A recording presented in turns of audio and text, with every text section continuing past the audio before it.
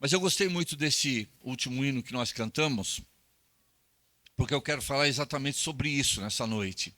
Há trabalho pronto e há um trabalho que Deus tem colocado nas mãos do William, como já tinha colocado nas mãos do Rafa. Mas há um trabalho que todos nós cristãos somos ensinados pela palavra, independente do nosso dom. Eu custei um pouco a enxergar isso. E no começo da minha vida cristã pensava de forma muito técnica. Quem é pastor, pastoreia, quem é ensinador, mestre, ensina, quem é evangelista, evangeliza, quem tem o dom de socorro, socorre, quem tem o dom de contribuição, contribui. De forma muito técnica, a gente pensava. Até que o Senhor me levou a, não tendo o dom de evangelismo, me levou para Araraquara e me mostrou que essa é uma responsabilidade que todos nós temos que fazer. Talvez seja o único serviço na igreja que todo cristão deva fazer. É verdade que nem todo mundo deve usar o púlpito para ensinar a palavra, nem todo mundo deve aconselhar. Isso são tarefas específicas para quem tem o dom, é preparado para. Mas evangelização é uma tarefa que todos nós cristãos deveríamos fazer. Através da nossa vida, em primeiro lugar, e depois, se preciso for usar palavras, através da nossa boca, compartilhando o evangelho. Eu mencionei que as outras vezes anteriores que eu estive aqui, o grupo era menor. Isso é um sinal de que, em primeiro lugar, o Senhor está agindo. Mas é um sinal também de que os que se reúnem neste local estão participando de uma parceria com o Senhor. A bênção dele, não podemos abrir mão, nem queremos, nem devemos abrir mão. Mas ele podia fazer o serviço até melhor do que nós, mas ele quer contar com a nossa participação. E eu quero falar hoje dessa parceria entre o povo de Deus e o Deus do seu povo, na evangelização dos perdidos. Para ilustrar o que é essa parceria, um novato, no seu primeiro jogo na NBA, Estados Unidos, ele jogou ao lado do grande Michael Jordan, uma lenda do basquete, figuraça conhecida. E aquele novato, primeira partida dele na NBA como profissional, teve o privilégio de jogar ao lado do grande Jordan. No final da partida, o time ganhou e ele foi entrevistado e o repórter disse: qual que é a sensação de jogar ao lado do grande Michael Jordan? Ele falou: nós fizemos uma parceria fantástica. Juntos nós fizemos 42 pontos na partida. Isso para um basquete é muita coisa, né? Ele fez 40, eu fiz 2. Mas nós fizemos juntos 42 pontos. E ele teve a ousadia de se chamar de parceiro do Michael Jordan. Não deixa de ser verdade, né? Entenderam a analogia? O que acontece quando nós nos colocamos nas mãos do Senhor para sermos instrumentos nas mãos dele para evangelização? Nós fazemos uma parceria com Deus. Ele faz 40 pontos, nós fazemos 2. E a palavra vai mostrar hoje que o poder é dele, o evangelho é dele, mas ele quer nos usar. Não sei por quê. Porque apesar do que nós somos, nós acabamos dificultando mais a tarefa, né? Ele faria a tarefa muito melhor e muito, pelo menos penso eu, né? Com muito mais resultado, se ele não contasse conosco. Mas ele faz questão. Agora é o contrário. Não é o novato querendo fazer uma parceria com o Michael Jordan. É o grande Michael Jordan. Muito maior que esse astro do basquete. Querendo fazer uma parceria conosco. Já pensaram nosso? Já pensaram?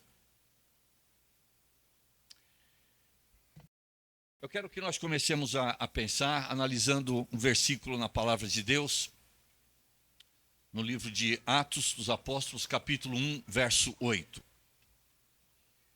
Onde nós lemos palavras do Senhor Jesus pouco antes de ser assunto ao céu. Mas recebereis poder ao descer sobre vós o Espírito Santo, e sereis minhas testemunhas tanto em Jerusalém como em toda a Judéia e Samaria, e até os confins da terra. Na NVI, eu gostei de uma palavrinha que aparece ali, que dá um destaque especial na ocasião de recebimento desse poder. Porque, analisando a grandiosidade, a importância dessa tarefa, sem esse poder, seria uma tarefa completamente sem resultado.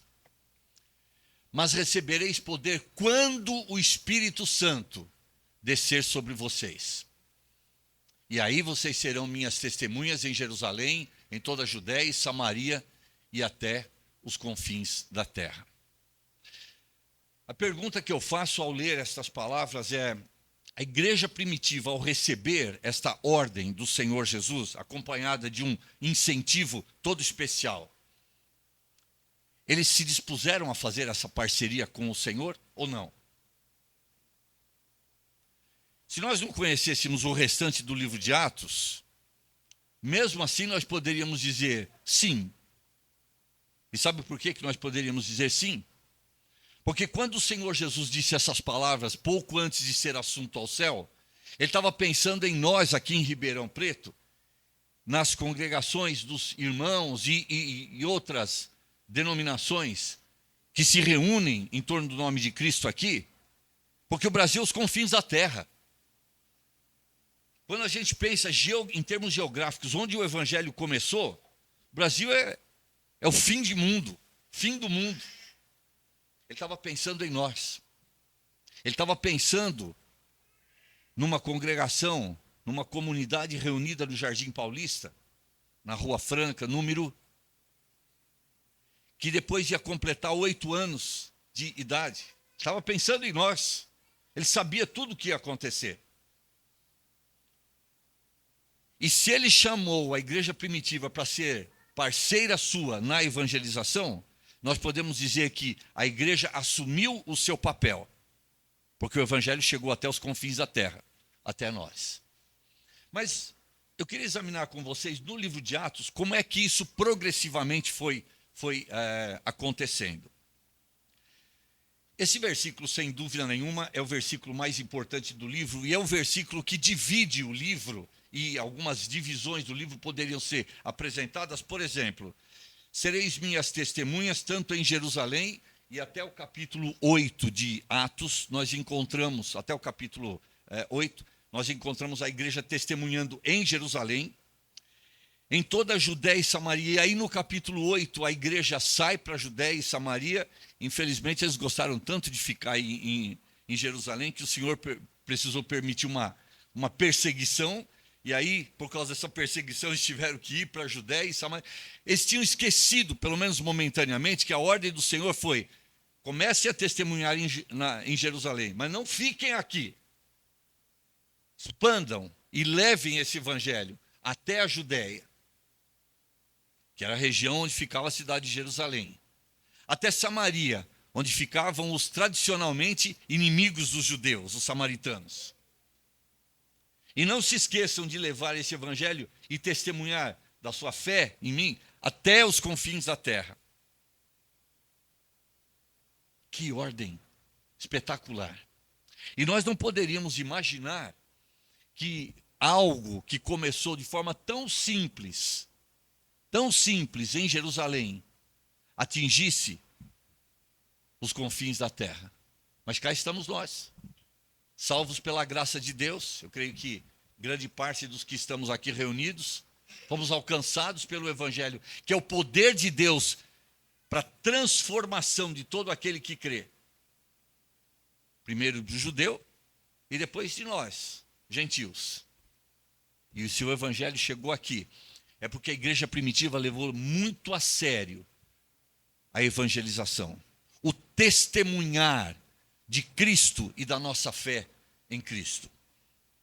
Qual é o papel de uma testemunha? O que uma testemunha deve fazer?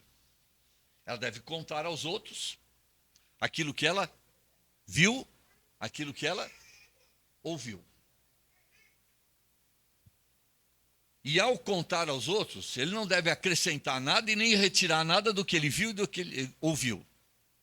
E ele vai ser uma testemunha fiel se ele reproduzir exatamente o que ele viu e o que ele ouviu. Na verdade, o que se requer, a qualidade que se requer de uma testemunha é a sua fidelidade. Fidelidade ao que viu e ouviu.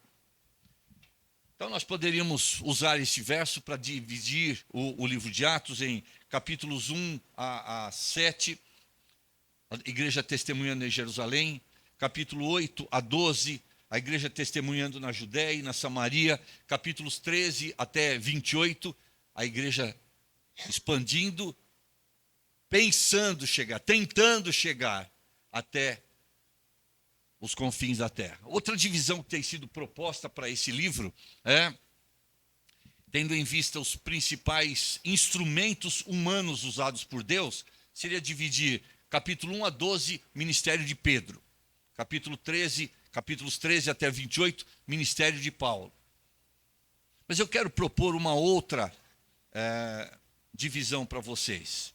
Uma divisão que nós encontramos no livro, e fica muito claro que cada uma dessas divisões termina com um relatório dado pelo Dr. Lucas, que é o escritor desse livro, né, acerca do progresso e da bênção de Deus sobre o testemunho e o ministério de cada um dos muitos servos de Deus usados aqui nesse livro. Então, vamos lá. A primeira divisão nós vamos encontrá-la do capítulo 1, verso 1 até o capítulo 6, verso 7. E nessa divisão nós vamos encontrar o testemunho daqueles que foram os primeiros discípulos do Senhor Jesus, os 12. Eventualmente sai um, Judas, entra outro no lugar dele, Matias, e aí você tem o testemunho dos 12 em Jerusalém. Nesse testemunho, nesse testemunhar desses 12, nós vamos encontrar algumas dificuldades que eles sofreram. Por exemplo, capítulo 3, 2 deles vão ao templo para orar e, por causa disso, eles são presos, levados perante o Sinédrio. No capítulo 4, nós lemos a defesa deles, não de si próprio, mas a apresentação do evangelho que eles criam e de em quem eles tinham colocado a sua fé. Na verdade, o que eles estavam fazendo perante o Sinédrio, no capítulo 4, é serem testemunhas. No capítulo 5, nós vemos as dificuldades que a igreja primitiva enfrentou. Se no capítulo 4 foram dificuldades de fora para dentro, no capítulo 5 agora são dificuldades de dentro para fora. Porque agora nós encontramos ali um casal que não quis ser testemunha do Senhor, mas começou a colocar dificuldades, e me refiro a Ananias e Safira, e nós vemos como o Senhor resolveu aquele problema. Mas vejam como é que o testemunho dos 12 em Jerusalém termina e o relatório que Lucas faz. Alguém quer ler para nós? Capítulo 6, verso 7 de Atos. O senhor toma um gole de água enquanto vocês fazem a leitura.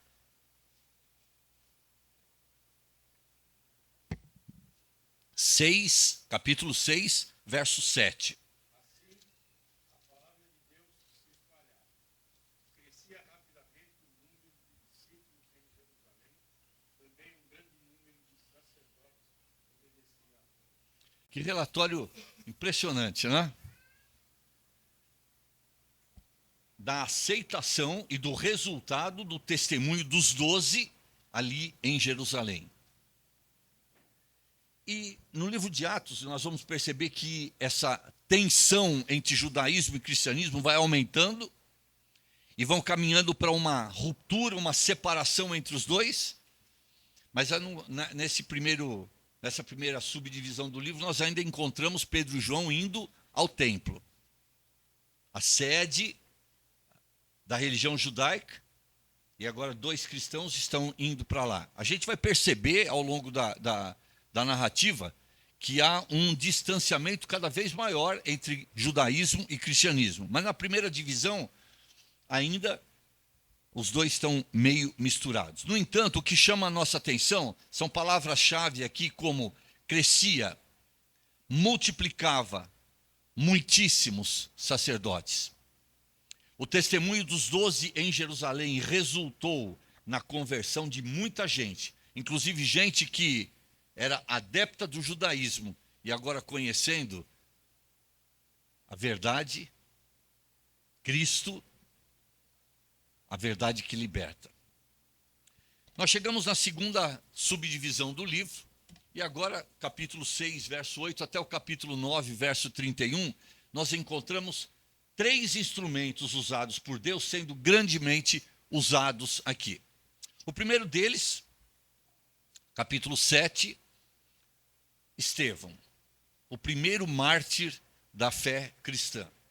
A primeira pessoa que, ao testemunhar da sua fé, recebeu a morte. Não foi elogios, não foi um aumento salarial, não foi uma promoção, foi a maior promoção que um cristão pode receber. É a sua promoção saindo dessa vida e indo ao lado do Senhor. E é muito significativo que, enquanto ele estava sendo apedrejado, ele disse: Senhor Jesus, recebe o meu espírito. Quem sabe naquele momento, o Senhor lhe deu a oportunidade de antever o Senhor, que seria a comissão de boas-vindas do céu, o recebendo como uma fiel testemunha da sua fé no Senhor. Como resultado da perseguição de Estevão, do apedrejamento de Estevão, a igreja em Jerusalém foi grandemente perseguida. E aí nós lemos no capítulo 8 que Filipe foi para... os discípulos de Jerusalém foram para Judeia e Samaria, especialmente Filipe dirigindo-se a Samaria. É bom lembrar que havia uma barreira racial a ser enfrentada, né? E talvez esse tenha sido o motivo pelo qual a igreja em Jerusalém ficou em Jerusalém quando eles já deviam ter partido para Samaria. Mas o Senhor tem os seus métodos, e os seus métodos são infalíveis. Na verdade, quando ele disse para a igreja primitiva que o testemunho deles devia começar em Jerusalém, mas devia se expandir, sabe de uma coisa? Querendo os homens ou não, é isso que tinha que acontecer. E o evangelho tinha que chegar até os confins da terra, por bem ou por mal, mas que tinha que chegar, tinha que chegar. E quando eu digo por mal, eu quero dizer como o Senhor nos ama. E antevendo que nós estaríamos um dia reunidos aqui em Ribeirão Preto, louvando, adorando a Deus, testemunhando da nossa fé, e tendo em vista que nós precisávamos ouvir o Evangelho, ele falou: bom, se a igreja primitiva não sai de Jerusalém de forma espontânea, vou fazer alguma coisa para eles saírem daqui. E aquele apedrejamento de Estevão desencadeou uma forte perseguição contra a igreja primitiva, e aí eles saíram de Jerusalém. Só os apóstolos, no capítulo 5, nós lemos de aproximadamente 5.000 convertidos. Há uma ambiguidade se eram 5.000 os que creram depois de 3.000 lá em Pentecostes, ou se já estavam incluídos 3.000, mas de qualquer forma, pelo menos 5.000 convertidos. E como resultado dessa perseguição, 12 ficaram em Jerusalém e o resto, Judeia e Samaria. Estevão desencadeou isso. E, sabe, ao longo da história da igreja do Senhor Jesus pelo mundo, quantas mortes de cristãos desencadearam verdadeiros movimentos evangelísticos que provocaram a conversão de muitas pessoas. E sabem, muitos missionários que deram a sua vida e não puderam ver o resultado aqui, verão o resultado ali, de uma vida consagrada ao testemunho da nossa fé no Senhor Jesus Cristo. Se nós perguntássemos para Estevão, o que você preferiria? Ficar com vida, não ser apedrejado?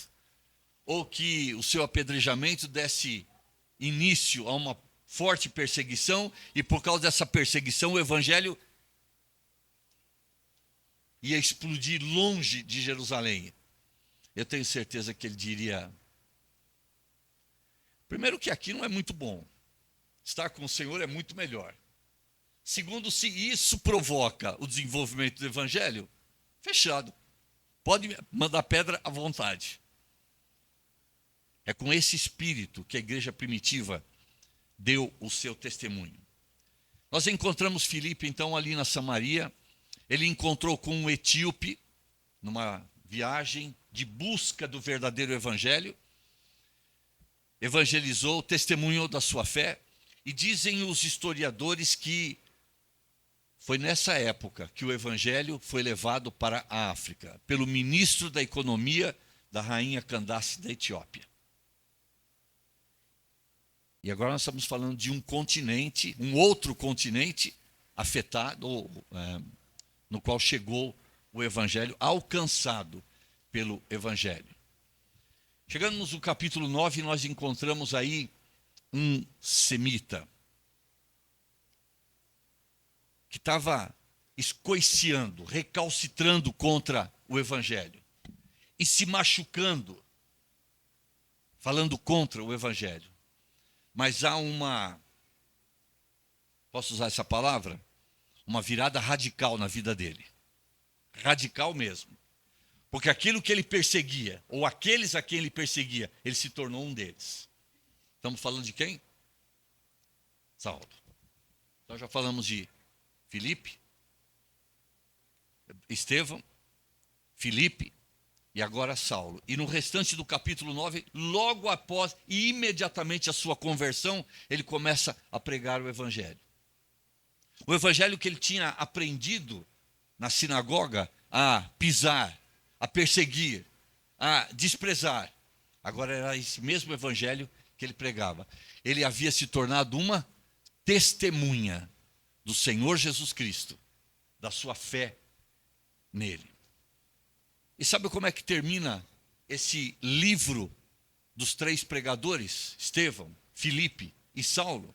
Alguém pode ler para nós capítulo 9, verso 31?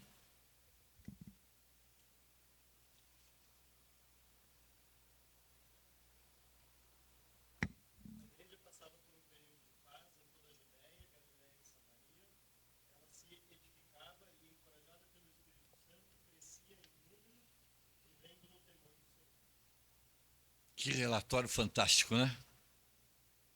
Valeu a pena Estevão ser apedrejado ou não? Valeu a pena aquela virada radical na vida de Paulo ou não? Valeu a pena Filipe, que estava numa concentração evangelística e com multidões atendendo a sua mensagem, ser deslocado pelo Espírito Santo para uma estrada deserta para encontrar um homem e falar do evangelho para ele? Valeu a pena ou não? O relatório do Dr. Lucas mostra aqui, valeu a pena. Palavras-chave nesse versículo são: a igreja edificava-se, a igreja crescia em número, quantidade e qualidade andando juntas. O resultado do testemunho, não só desses três pregadores que nós mencionamos, mas na verdade de toda a igreja. Uma coisa interessante aqui: o evangelho tinha sido pregado pela igreja primitiva em Jerusalém, Judeia e Samaria. Mas nós encontramos aqui que a igreja na verdade tinha paz por toda a Judeia e Galileia. Vocês estão lembrados que na ordem do Senhor Jesus, antes de ser assunto ao céu, ele falou: sereis minhas testemunhas em Jerusalém, Judeia, Samaria e até os confins da terra. E o Senhor Jesus não mencionou Galileia. Por que será que ele não mencionou Galileia?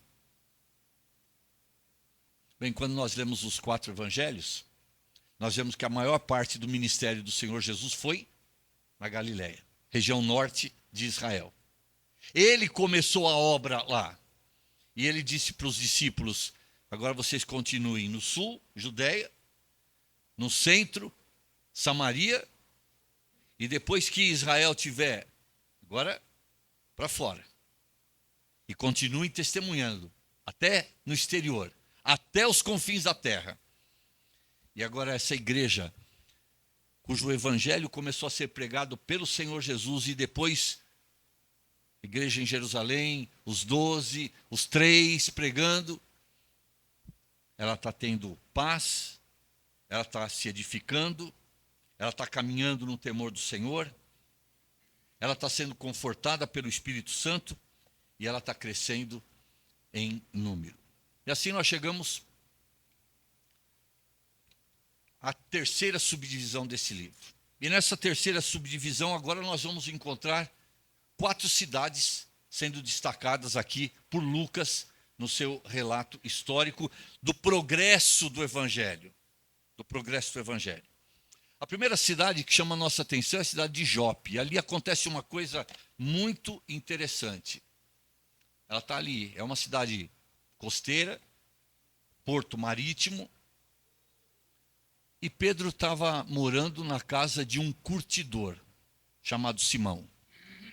É interessante isso porque, como judeu, zeloso pela lei, ele não podia se aproximar de cadáveres e nem de gente que trabalha com cadáveres, porque quem trabalha com tirar o couro de animais tem que trabalhar com cadáveres, né?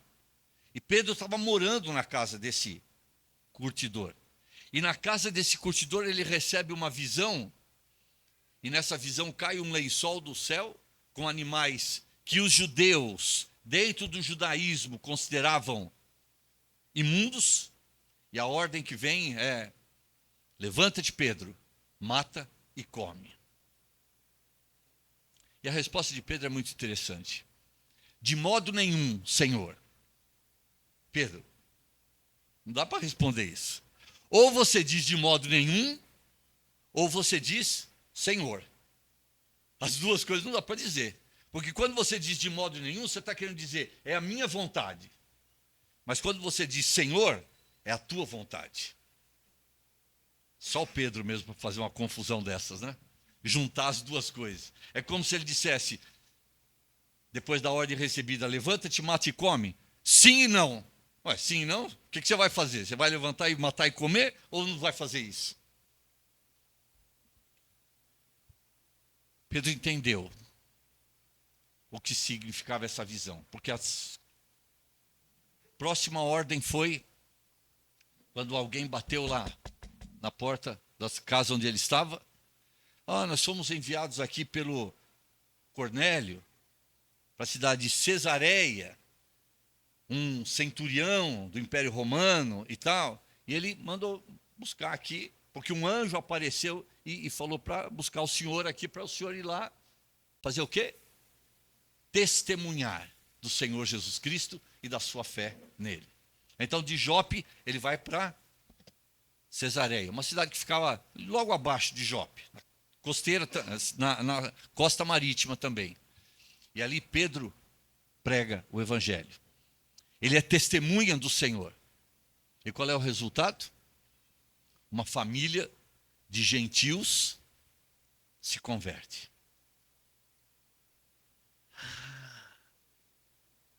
Aquele lençol com animais imundos, Deus estava querendo dizer então que eu tinha que testemunhar para os imundos. Quem eram os imundos para o judeu?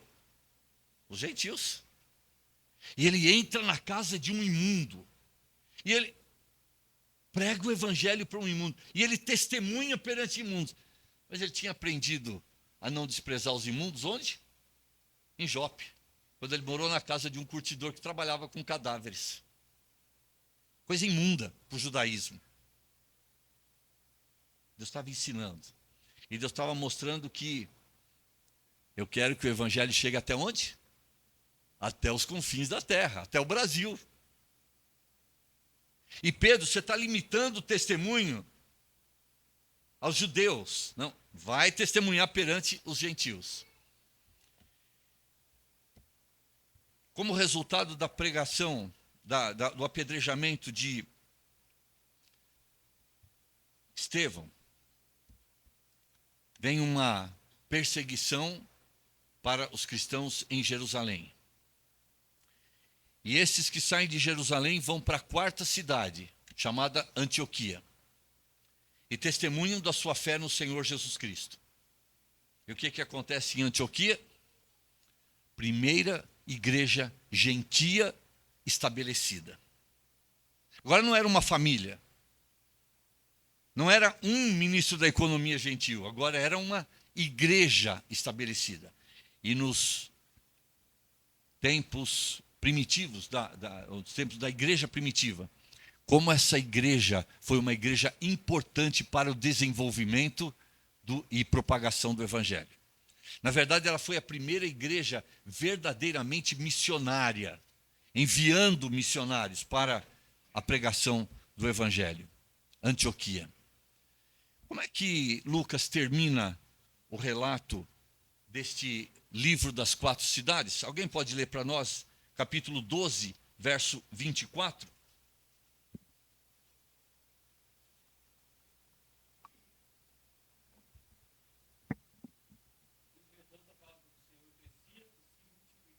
E aí eu quero chamar a atenção de vocês para 2 palavras-chave nesse verso. Quais são? Crescia e multiplicava.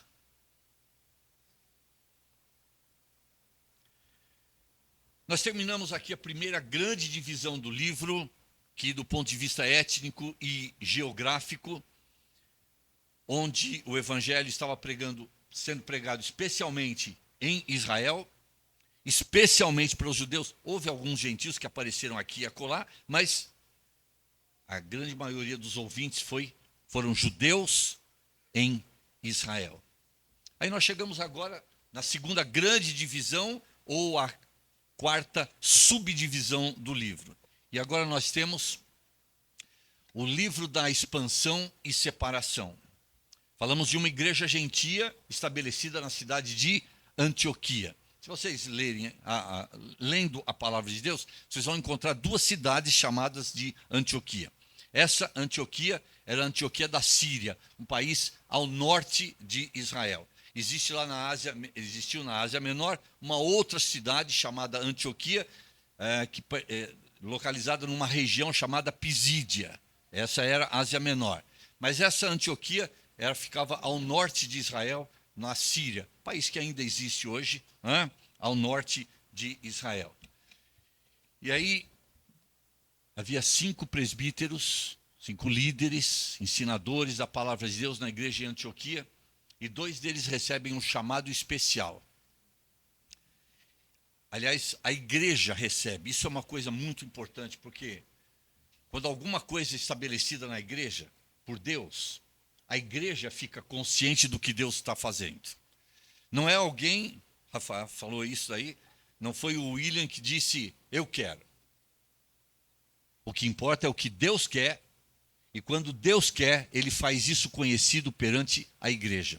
Disse o Espírito Santo à igreja, separai-me agora Barnabé e Saulo para a obra a que os tenho chamado. E aí aqueles 2 missionários agora enviados pela igreja de Antioquia da Síria, percorrem a Ásia Menor, uma região geográfica que hoje é conhecida como Turquia, e estabelecem ali muitas igrejas entre os gentios. Os historiadores dizem que nessa época foram estabelecidas mais de 1000 igrejas onde hoje é a Turquia. Infelizmente, hoje não existe nenhuma. O islamismo tomou conta daquela região e, quando eu digo não existe nenhuma, é assim, para cima do solo. Não é? Para baixo do solo, a gente não sabe quantas existem. Subterrâneas, que em oculto ainda testemunham da sua fé. Não sabemos quantas. Mas foi uma região extremamente evangelizada, recebeu o evangelho, recebeu o testemunho da nossa fé no Senhor e do que ele pode e quer fazer na vida das pessoas. E sabe como é que Lucas termina o relato deste período de expansão e separação do quê? Judaísmo e cristianismo. E no capítulo 15 nós temos ali o concílio de Jerusalém, onde ficou claro que agora os cristãos não precisavam seguir as regras do judaísmo, né? Também não iam viver de forma libertina, não é isso. Mas aquelas regras do judaísmo estavam livres agora. A liberdade em Cristo. E como é que Lucas termina o relato desse período de expansão do evangelho e separação do cristianismo com o judaísmo? Alguém pode ler para nós capítulo 16, verso 5?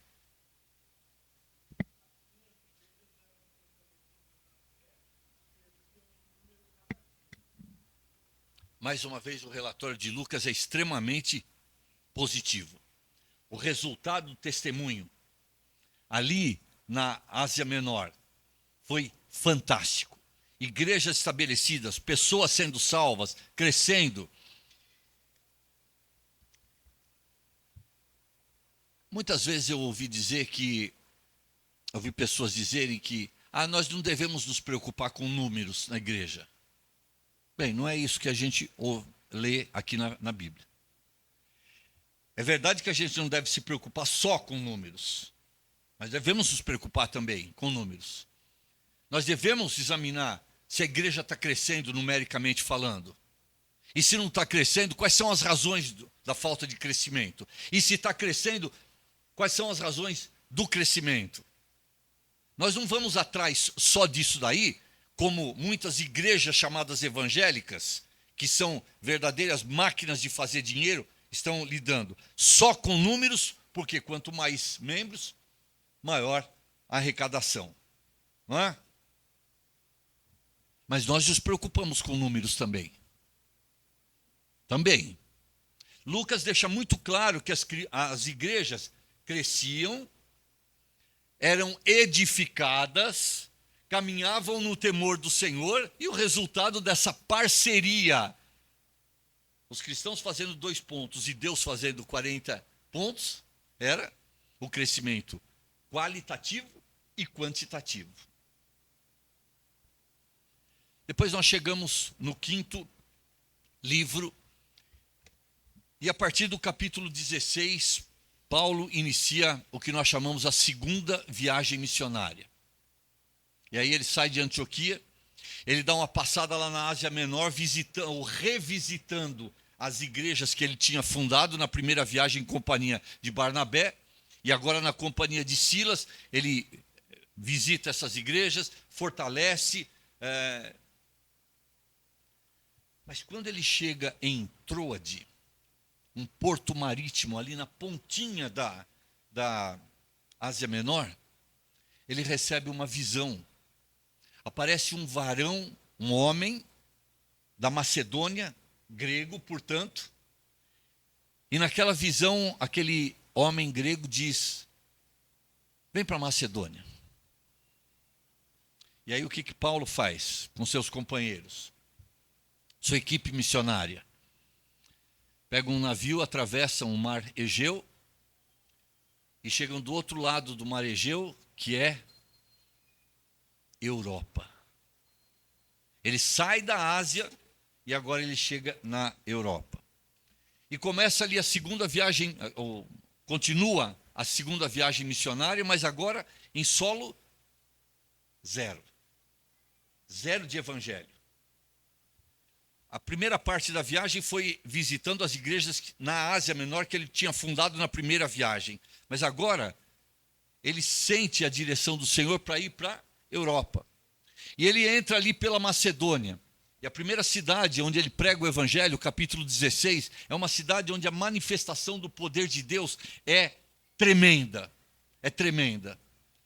E contra o poder das autoridades, contra o poder demoníaco manifestado numa jovem lá cujo espírito mal foi expulso por Paulo, o poder político, o poder econômico, quando uma comerciante se converte, enfim, o poder do Senhor se manifestou de uma forma ali, uma igreja foi estabelecida. E hoje eu aprendi um versículo com as crianças, eu não vou esquecer mais. Filipenses 4:4. E essas palavras foram escritas para essa igreja, fundada na cidade de Filipos, a primeira igreja europeia cristã estabelecida. Se antes o evangelho estava limitado à Ásia, onde começou, e África, onde aquele ministro da economia, de onde ele era, agora o evangelho está entrando no terceiro continente, Europa. Mas é interessante onde o Espírito levou Paulo. Ele entra lá na Macedônia, ao norte lá. E na Macedônia, ele vai em Filipos, depois em Bereia, depois em Tessalônica. E depois de evangelizar essas 3 cidades, ele desce e no sul da Grécia, ele vai em 2 cidades, Corinto e Atenas. Essas cidades eram gregas. Eram cidades importantes para a cultura grega, para a religião grega, para os costumes gregos. E Paulo agora tem que levar o evangelho a pessoas que gostavam de filosofar, mas que tinham os seus deuses, adoravam os seus deuses, tinham a sua religião. E nestes centros de cultura e religião grega, o evangelho é pregado e o testemunho da fé no Senhor Jesus Cristo foi dado. Qual foi o resultado desse testemunho? Alguém pode ler para nós capítulo 19, verso 20?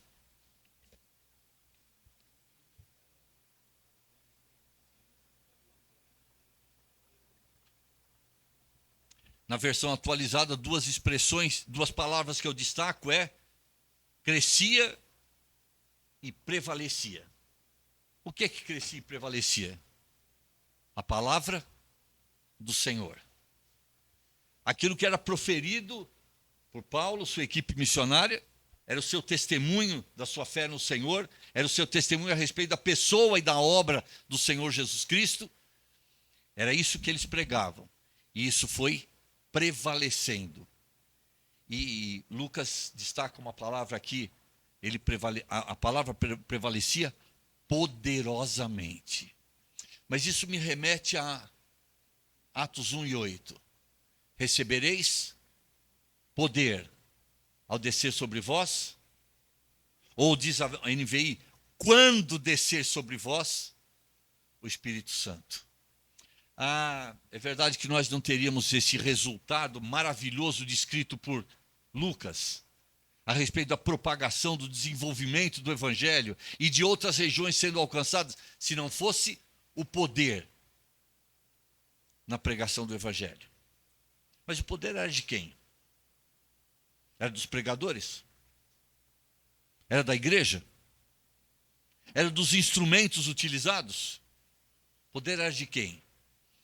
Guarda essa pergunta porque no final quero mostrar para vocês que o poder é de 2 coisas, mas não dos homens. E finalmente nós chegamos na última subdivisão, que começa no capítulo 19, verso 21 e vai até o capítulo 28, 31. Eu estou resumindo, gostaria de dizer mais, mas só apresentar isso para vocês é suficiente para mostrar o progresso do Evangelho. A última subdivisão do livro é o livro do conflito e da chegada. Por que conflito? Porque agora na 3ª viagem missionária, Paulo chega em Éfeso. Um centro de idolatria fantástico. Um templo dedicado à deusa Artemis ou Diana, né? Para uns romanos um nome, para outros gregos outro nome. E lá ele tem uma batalha. Porque o testemunho da fé no Senhor Jesus Cristo fala contra a idolatria. E falando contra a idolatria, falava contra o comércio. Eu me lembro de uma vez ter visitado uma cidade e uma grande igreja de uma denominação, e em volta um comércio de coisas a gente nem podia imaginar. Mas cultuava-se uma determinada pessoa naquela igreja grande, naquela cidade. Até pinico com a imagem da santa eu vi nas lojas comerciais em volta. Talvez alguém não saiba o que é pinico, depois eu posso falar o que é, tá?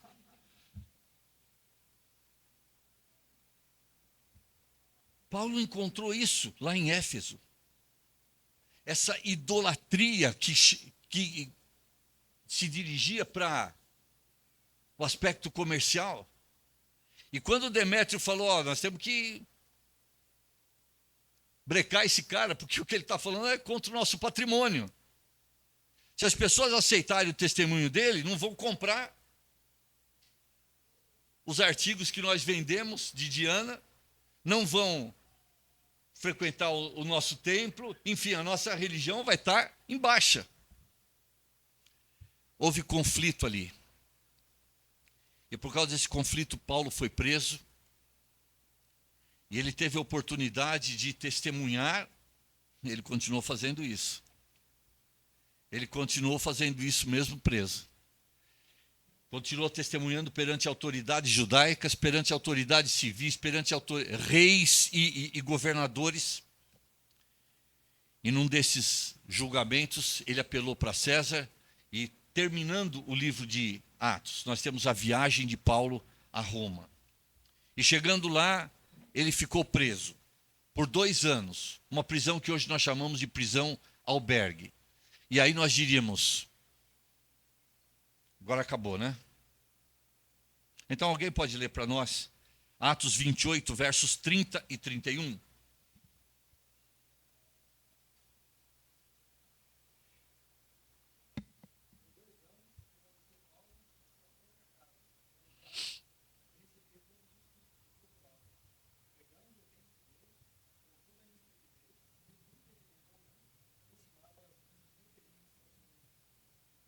Acabou tudo? Aliás, não acabou por 2 razões. Porque mesmo preso, ele continuava sendo uma testemunha do Senhor Jesus Cristo, sua pessoa e da sua obra. Mas eu tenho uma outra razão para apresentar para vocês, porque não acabou tudo.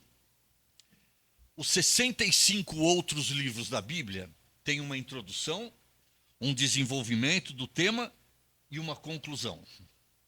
E quando nós chegamos e lemos Atos, nós encontramos aquela introdução feita por Lucas, encontramos o desenvolvimento que rapidamente, de forma muito resumida, eu coloquei para vocês, desenvolvimento do tema.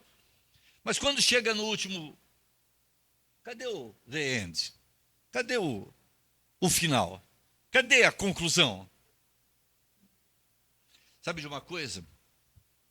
O Espírito Santo ainda está escrevendo os capítulos 29, 30, 31, 32, 33 de Atos. O que eu quero dizer com essa expressão? Nós chamamos esse livro aqui Atos dos Apóstolos, mas já foi sugerido que o melhor nome para ele seria Atos do Espírito Santo através dos apóstolos. E depois que os apóstolos foram, Atos do Espírito Santo através dos salvos. E sabe de uma coisa? A ordem dada pelo Senhor Jesus, sereis minhas testemunhas, ela continua de pé. Essa ordem continua. Não é um convite, não é o que é mais conveniente para você. É uma ordem do Senhor. E lembra do que Pedro disse quando teve aquela visão? Não diga para o Senhor, de jeito nenhum, Senhor. Ou você vai dizer para o Senhor que deu essa ordem, de jeito nenhum, e aí você vai deixar claro que é a sua vontade, é a sua comodidade, é a sua conveniência, não é? Ou se você diz, Senhor, é a tua vontade, E qual é a vontade dele? Que nós sejamos hoje testemunhas aqui nos confins da terra. E sabem, essa ordem foi dita por outras palavras, de outra maneira, quando Mateus fecha o seu evangelho. Um evangelho dirigido especialmente aos judeus.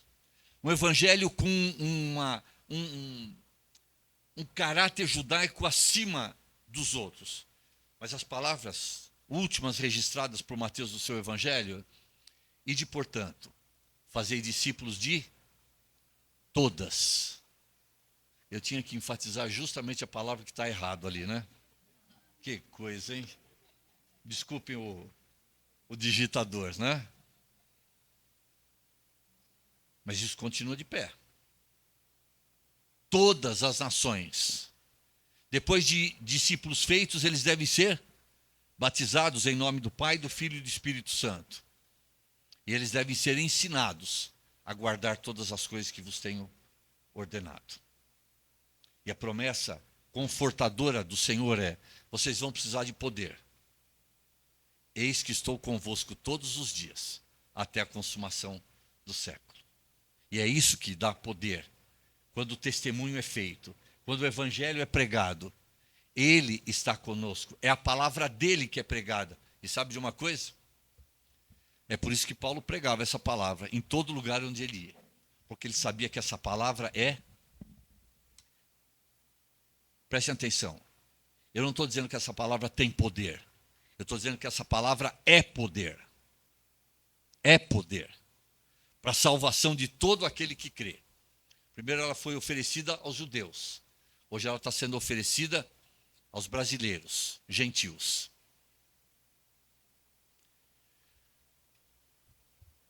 Eu gostaria de vir aqui uma próxima vez e ver mais uma parede derrubada.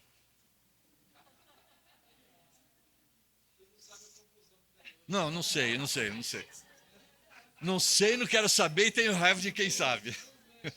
É.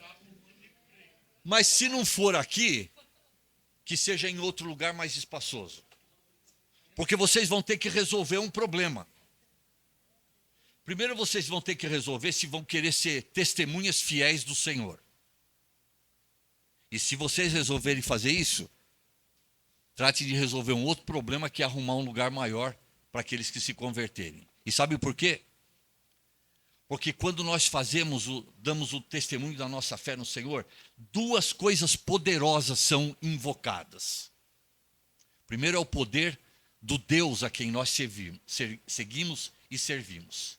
E segundo, é o poder da palavra que nós pregamos.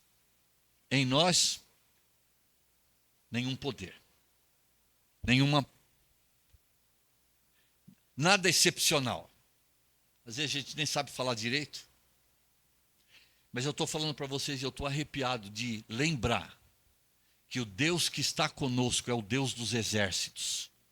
Ele recebe esse nome na palavra de Deus porque é uma ênfase a todo o poder. E quando ele deu essa ordem aos discípulos antes de subir, ele disse: todo o poder me foi dado no céu e na terra. Não é um Zé Ninguém que está dando essa ordem para a gente. Não é um cabeça de bagre que qualquer um, não. É aquele que governa o universo. E ele quer que nós sejamos testemunhas dele perante os perdidos. E ele disse: e quando vocês pregarem a minha palavra, que é poder para a salvação de todo aquele que crê, aí vocês vão ver o meu poder agindo junto com o poder da minha palavra. E no final das contas, nós vamos dizer o que Paulo disse em Romanos capítulo 11. Quando mais pessoas forem salvas, quando a igreja continuar a ser edificada, e quando nós tivermos um grupo maior, não é só isso que nós buscamos, mas é isso também que nós buscamos, porque quando nós subirmos daqui, nós queremos que muita gente suba com a gente, e que poucos fiquem aqui, e que poucos vão para a condenação. É o seu desejo?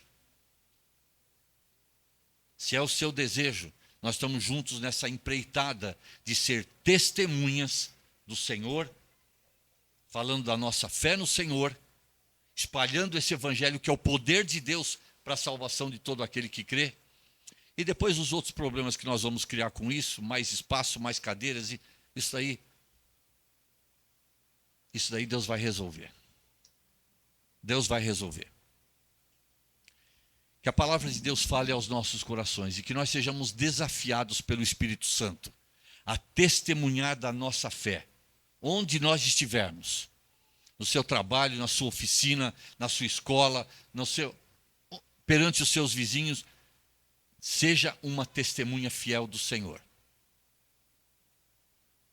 Deixa o poder do Senhor agir. Deixa a sua palavra agir. E a Ele toda a glória, toda a honra. Porque é o poder dEle, é a palavra dEle, e almas vão ser salvas colocando a sua fé nele. Nós, instrumentos usados pelo Senhor, mas que prazer ser instrumentos. E quando eu penso, estava vendo os irmãos tocando aqui, e quando eu olho para mim no espelho, eu vejo um violão tão desafinado. Tão desafinado. Eu penso, como é que o Senhor ainda pode tirar música? Mas é isso que Ele faz conosco. Tão limitados. Mas é o poder dEle, e é o poder do Evangelho que nós pregamos. Então nós vamos continuar sendo desafinados, para que Ele receba toda a honra e toda a glória. Que vocês sejam cada vez mais abençoados pelo Senhor, que o Senhor acrescente diariamente pessoas sendo convertidas, sendo edificadas no vosso meio, que as bênçãos do Senhor estejam com vocês. Todo dia, no nosso devocional, eu e a Rosana, nós lembramos de vocês em oração. Que Deus abençoe vocês e a sua palavra. Amém.